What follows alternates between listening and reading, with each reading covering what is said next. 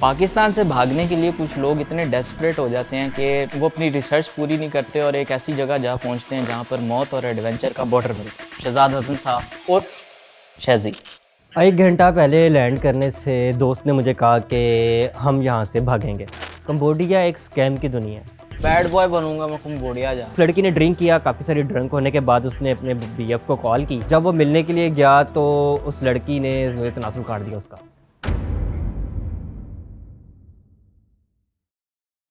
पाकिस्तान से भागने के लिए कुछ लोग इतने डेस्परेट हो जाते हैं कि वो अपनी रिसर्च पूरी नहीं करते और एक ऐसी जगह जा पहुंचते हैं जहां पर मौत और एडवेंचर का बॉर्डर मिलता है। इसी तरह आज हमारे साथ एक ऐसे मुसाफिर मौजूद हैं, एक ऐसी शख्सियत मौजूद है जिनको पाकिस्तान से निकलने का इतना जुनून था कि वो एक ऐसी जगह जा पहुंचे जहां पर उनको गूगल मैप ने भी कहा कि आर यू श्योर। कतर से कंबोडिया पहुंचे। पाकिस्तान से कतर गए, फिर कतर से कंबोडिया। और कंबोडिया एक ऐसी जगह है जहां पर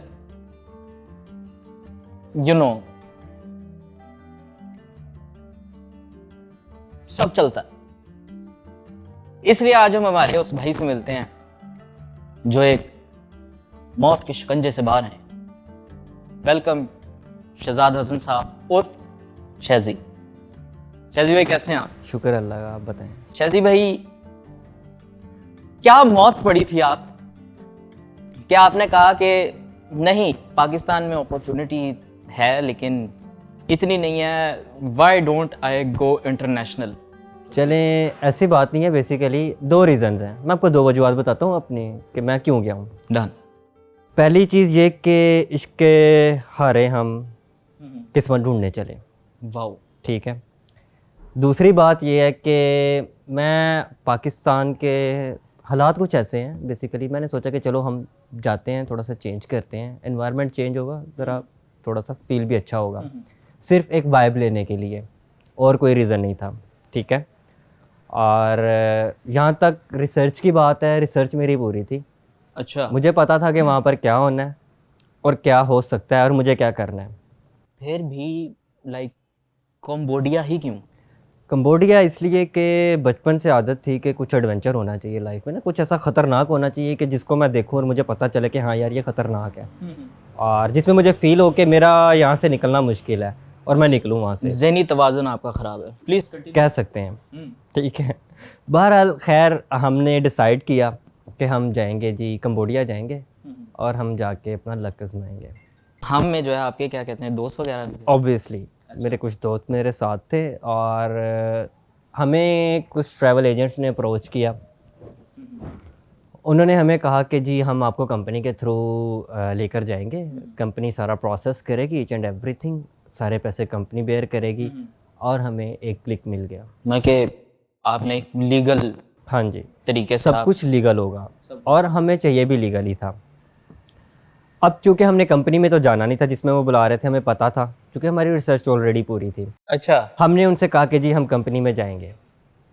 उन्होंने हमारा प्रोसेस स्टार्ट किया, हमारा वीज़ा आया, सब कुछ हो गया, टिकट्स हो गई। ठीक है। और फिर मैं वाइब लेने के लिए मैंने अपने दोस्तों से कहा कि यार हम क्यों ना ज़ीरो एक्सपेंस पे ट्रैवल करें।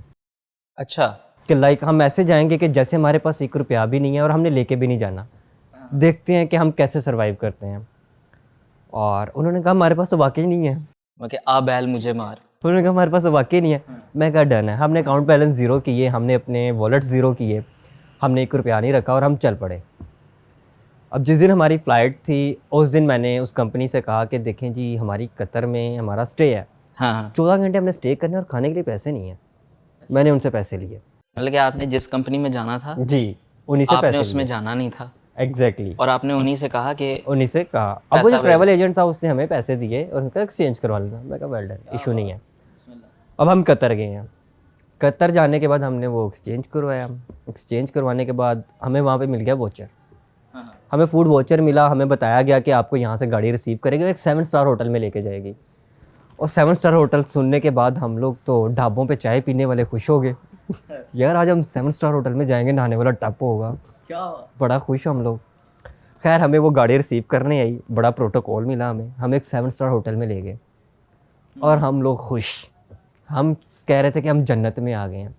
हमें अलग अलग रूम मिले हैं, अब हम एक दूसरे को वीडियो कॉल कर रहे हैं टब वाले पानी में लेट के। बहरहाल कट शॉट, हम कंबोडिया जा रहे हैं। 1 घंटा पहले लैंड करने से दोस्त ने मुझे कहा कि हम यहाँ से भागेंगे। मैंने उसकी तरफ देखा तो मैंने कहा, भागेंगे क्यों? उसने कहा कि हम उस कंपनी में नहीं जाएंगे जिस कंपनी ने हमें बुलाया। डिसाइडेड तो पहले ही था, ठीक है। उसने मेक श्योर किया कि क्या हम वाकई एयरपोर्ट से उस कंपनी में नहीं जाएंगे। मैंने कहा ओके डन है, कह दिया तो होगा यही। अब हम लोगों ने अपना प्लान वगैरह किया। वहाँ पे सीन ये होता था कि जिस कंपनी में आप जा रहे होते थे उन्होंने एक बंदा भेजा होता था। हुआ ये कि बस माइंड क्लिक किया मेरा भी, उससे मुझे कुछ जगहों का बताया हुआ था। मैं एक जगह पे गया, होटल पे गया, वहाँ पे मैंने इंटरनेट कनेक्ट किया।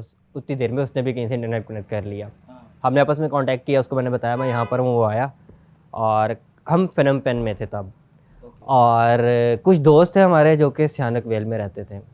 सियानक वेल एक ऐसा सिटी है जहाँ पे आपको सारे पाकिस्तानी मिलेंगे और हमने डिसाइड किया हम वहाँ जाएंगे। हम वहाँ गए, जाने के बाद हम कुछ देर रुके वहाँ पे, ठीक है। और देन अब हम आपने जिस बंदे ने आपको रिसीव करना था आपने उसको करा दिया डिच करवा दिया। आपने वो हॉलीवुड मूवीज की तरह कपड़े चेंज किए, एग्जैक्टली, ठीक है, और कैप्स पहन कर ऐसे झुक के जो आप चले गए, ठीक हो गया जी। अब उस कंपनी वालों ने आपको रिसीव नहीं किया, उस बंदे ने, फिर क्या हुआ? अब सीन ये हुआ कि वो उन ट्रैवल एजेंट्स को उन्होंने कांटेक्ट किया कि जी आपके बंदे नहीं आए। अब उन ट्रैवल एजेंट्स ने हमें कांटेक्ट किया। अब 15 से 20 दिन तो मैंने उनको बर्दाश्त किया, ट्रैवल एजेंट्स को, क्योंकि थ्रेड कॉल्स आ रही थी, स्ट्रेट थ्रेड दे रहे थे कि लाइक हम ये कर देंगे वो कर देंगे।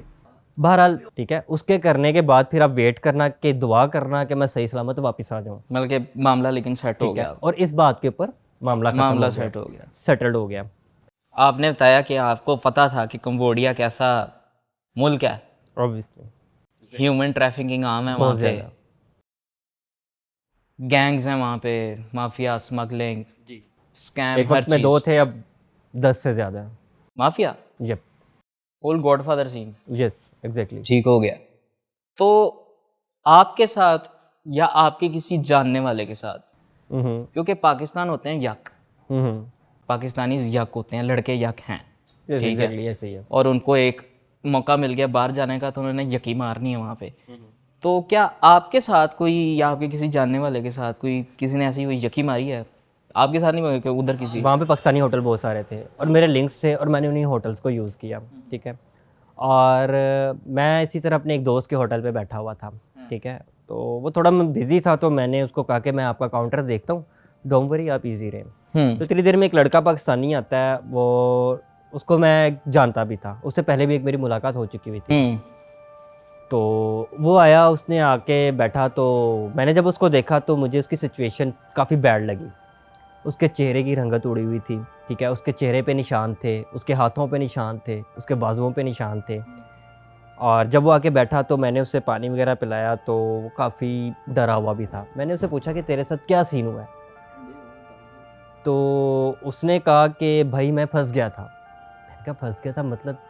उसने कहा कि मुझे एक एजेंट ने, पाकिस्तानी एजेंट ने एक ब्लैक कंपनी में भेज दिया था। तो वहाँ पे सीन ये हुआ कि उन्होंने मुझे टॉर्चर किया। लाइक उसने अपनी शर्ट उतारी तो मैंने उसकी कमर देखी तो उसकी कमर पे कोई साफ जगह नहीं थी, इतने निशान थे। उसको किस चीज़ से मारा ये मुझे नहीं पता, लेकिन उसने बताया कि उसको उन्होंने टॉर्चर किया, उसको करंट लगाया और वो पैसे पे करके वहाँ से निकला, ठीक है। बेसिकली कंबोडिया एक स्कैम की दुनिया है। नहीं, लेकिन तूने मुझे एक वो वाला वाकया सुनाया था, वो जो जिसने वो एक बच्ची फंसा ली थी वहाँ पे, वो क्या हुआ था? सर वो सीन ये था कि बेसिकली पाकिस्तानी जब जाते हैं किसी दूसरे मुल्क में, उनको एक आज़ादी मिल जाती है, वही ठीक है, यकीन, और वो समझते हैं कि उनके पास अय्याशी का हर माहौल अवेलेबल है, और यकीनन वहाँ पे था भी। हाँ, और क्योंकि सारी बात है, आप पाकिस्तान एक जरा कंजर्वेटिव मुल्क है, तो आप Exactly, एक ऐसे ही है। उसमें रहते हो, तो आप जाके एक इस्लामिक मुल्क में रह रहे हैं, आपकी बाउंड्रीज होती हैं, आप उसको फॉलो करते हैं। वहाँ जाके वो फॉलो नहीं करते, हाँ, ठीक है। वहाँ पे सारी बाउंड्रीज आपकी टूट जाती हैं, ख़त्म हो जाती हैं। क्या हुआ था? बता सही। सीन ये हुआ था कि वो उसको वो लड़का हमारे साथ ही काम किया करता था, उसको उसने एक लड़की को अप्रोच किया या लड़की ने उसको अप्रोच किया, बहरहाल उन्होंने एक दूसरे को प्रपोज किया और वो रिलेशन में आ गए। रिलेशन में आने के बाद वो लोग लिविंग रिलेशन में चले गए, वो रहने लग गए आपस में। अब एक दिन होता ये है कि उस खातून को पता चलता है कि उसके साथ चीट हो रहा है। अब वो जो पाकिस्तानी लड़का है वो उसके अलावा भी किसी लड़की को के साथ रिलेशन में है, या उसको ये फील हुआ कि ये पाकिस्तान जा रहा है और इसका कोई शादी का सिनेरियो है। बैड बॉय बनूंगा मैं, कंबोडिया जा। बहरहाल चूँकि उस लड़की ने ड्रिंक किया, काफ़ी सारी ड्रंक होने के बाद उसने अपने BF को कॉल की कि come on let's meet, I am waiting for you. तो वो वहाँ पर गया उससे मिलने के लिए, और जब वो मिलने के लिए गया तो उस लड़की ने तनासुल काट दिया उसका। और हमें ये उस वक्त पता चला कि हमारे पास एक ग्रुप था, उसमें न्यूज़ आती थी, एक मिनट, सर कट, अब वो महरूम है। ठीक है, अब वो बाप नहीं महरूम बन सकता। अब वो मर्द भी नहीं बन सकता। ठीक है, अब उसके पास कुछ भी नहीं है। बहरहाल मैंने जब वो न्यूज़ देखी, चूँकि हमारे पास पिक्चर्स आई, उस पिक्चर के अंदर वो लड़का हॉस्पिटल में लेटा हुआ था। भाई मुझे दर्द हो रही है। ठीक है, ये देखें, ये बात उन तमाम पाकिस्तानियों के लिए, उनको इस चीज़ से लेसन लेना चाहिए कि आप एक इस्लामिक बाउंड्री से निकल के जब किसी दूसरे मुल्क में अगर आप जाते एक हैं, बिल में हैं तो आपको दूसरे बिल में नहीं जाना चाहिए। एग्जैक्टली ऐसी है, आपको अपनी बाउंड्रीज़ का ख्याल रखना चाहिए। ठीक है, आप ठीक है यशी आप करें, लेकिन आप औकात में रह के करें। ठीक है, आपको पता है कि एक ऐसे कंट्री में है जहाँ की ख़वातीन बहुत ख़तरनाक हैं, और आपको क्या ज़रूरत है। देखिए कंबोडिया में वुमेन एम्पावरमेंट, इसका मतलब बहुत स्ट्रांग है। बहुत ज़्यादा स्ट्रॉन्ग है वो। आप पे अगर वुमेन ने आपके ऊपर कोई केस कर बेशक दिया तो आप ह्यूमन निकल ही सकते ट्रैफिकिंग है हैं। वहाँ पे, लेकिन फेमिनिज्म वहाँ पे सबसे ज़्यादा जो आज़ादी है वो वुमेन को है, इतनी मर्द को नहीं है। No wonder they become lady boys. तो भाईजान आपके लिए स्पेशल गेस्ट भी आए हैं, बटरफ्लाई फुल कंबोडिया मॉल बनाया आपके लिए। वेलकम। खैर खैर बहरहाल अब सीन ये था कि मैं वहाँ पे एक ऐसी पर्सनैलिटी था कि जिसके गिर्द लोग बैठा करते थे, जिसके साथ लोग बैठना पसंद करते थे। तेरी सेहत से नहीं लग रहा। बहरहाल सेहत का क्या है, सेहत तो जैसी भी हो चलती है। वतज़ो मंतशा वतज़िल्लो मंतशा। और मैं एक ऐसी पर्सनैलिटी था, क्या बोलूँ। खैर प्लीज। एक ऐसी पर्सनैलिटी था जिसके गिर्द लोग बैठना पसंद करते थे।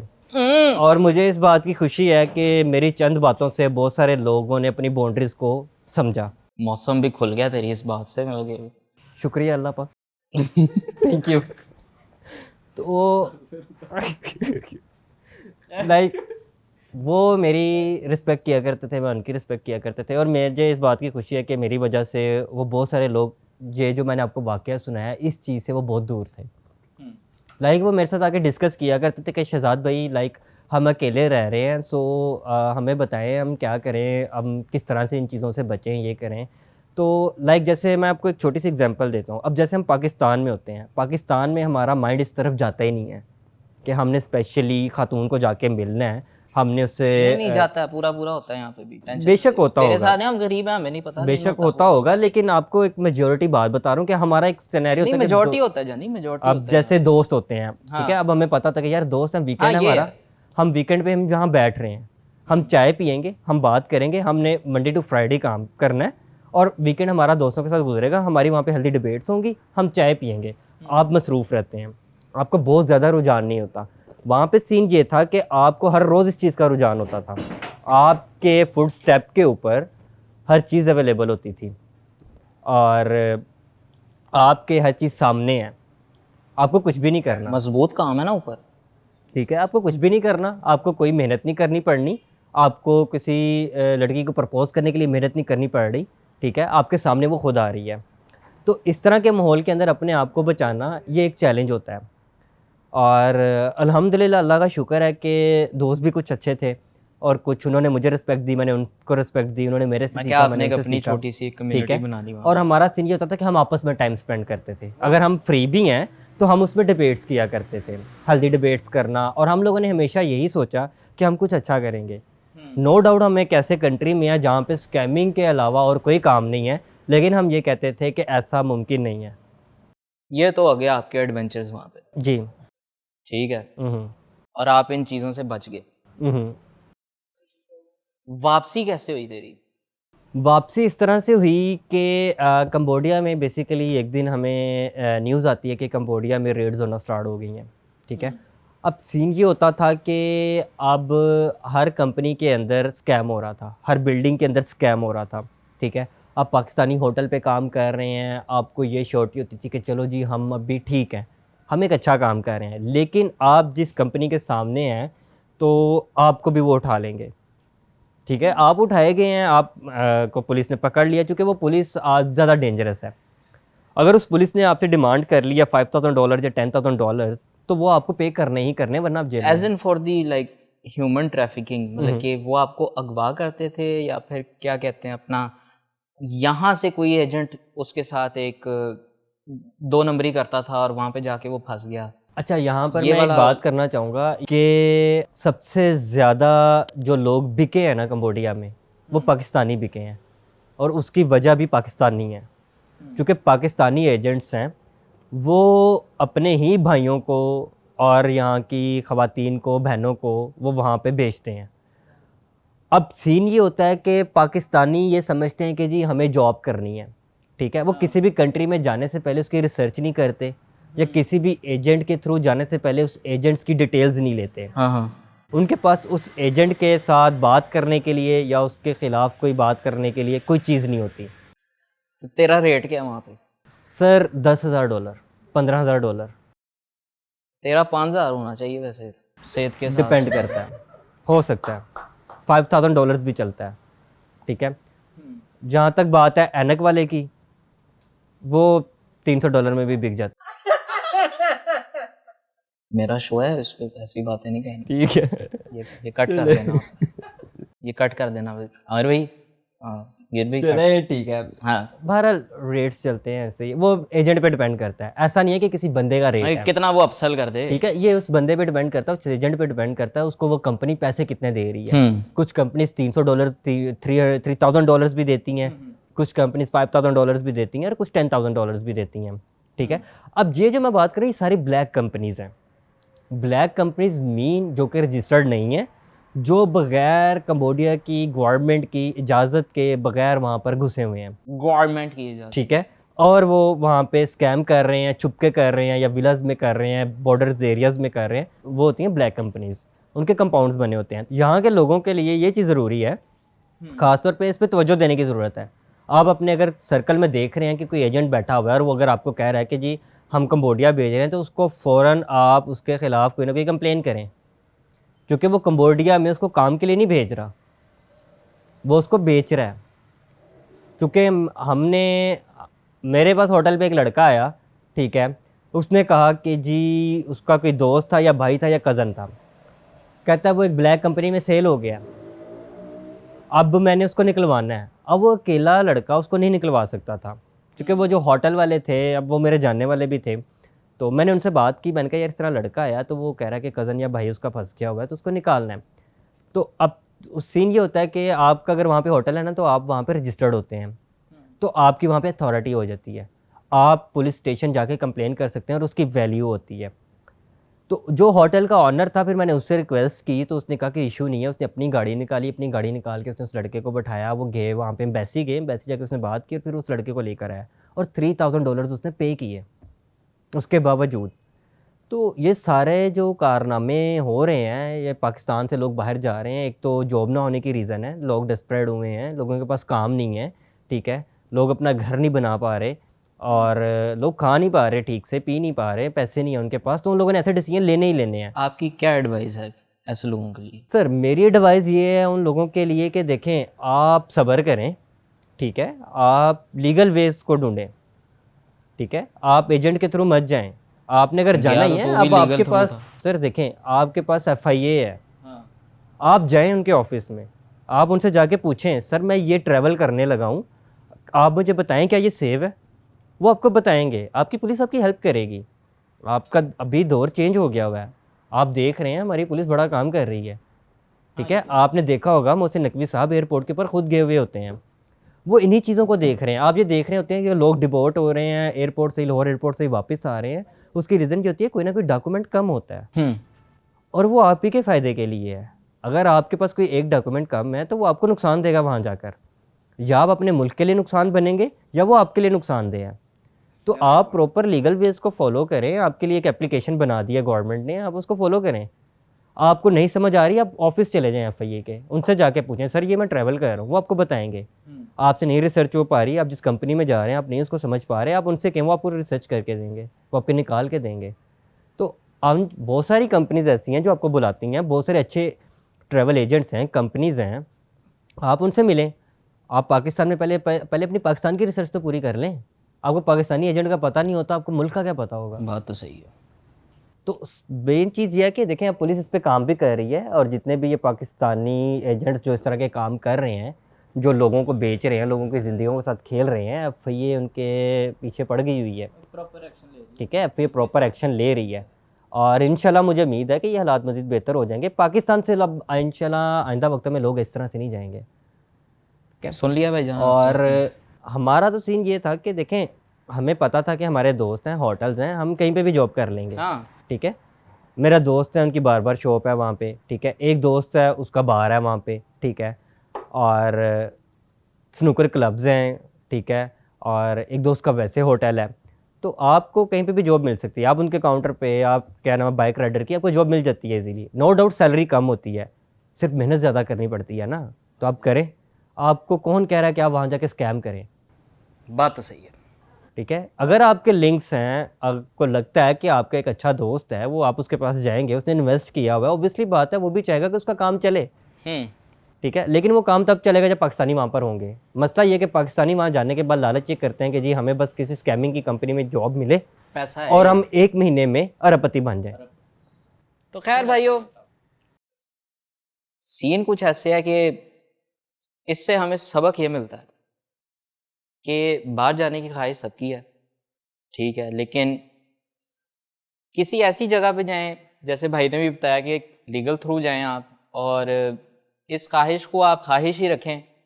पाकिस्तान में भी और भी बहुत सी अपॉर्चुनिटीज़ हैं, नहीं भी हैं, ये भी एक वैलिड पॉइंट है, लेकिन देखें मौत तो हर जगह है।